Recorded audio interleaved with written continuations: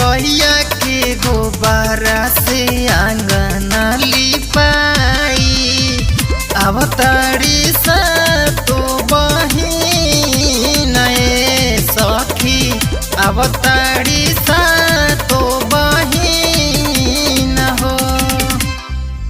रेशम रसरिया के झुलुआ लगाई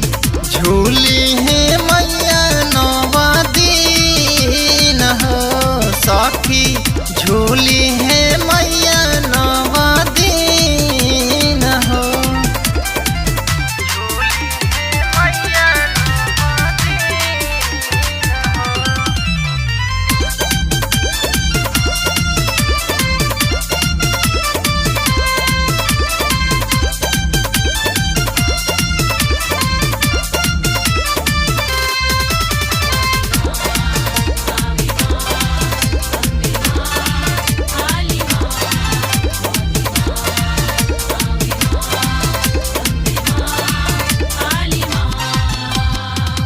कलसा मंगाइब माई के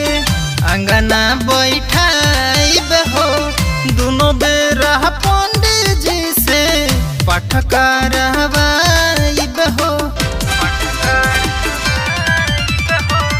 कलसा मंगाइब माई के अंगना बैठाइब हो दोनों बेरा पंडित जी से पाठ करवाइब हो ननदी गोतिनिया हमके मारे ले तना रोजे कहेले हमके बाझी न हो सखी कहेले हमके बाझी न हो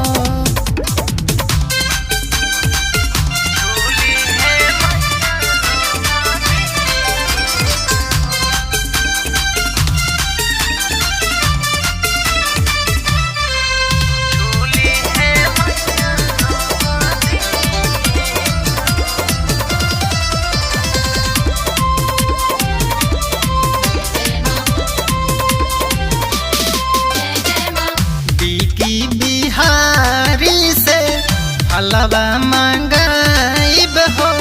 सातोरे बहिनिया के चौका पुराइब हो दीपू विकास से हलवा मंगाइब हो सातोरे बहिनिया के चौका पुराइब हो धई दी है पाँव मैया हमारो आंगनवा में हो जइहे दुखवा सब मलिन हो सखी अवतारी सा तोरे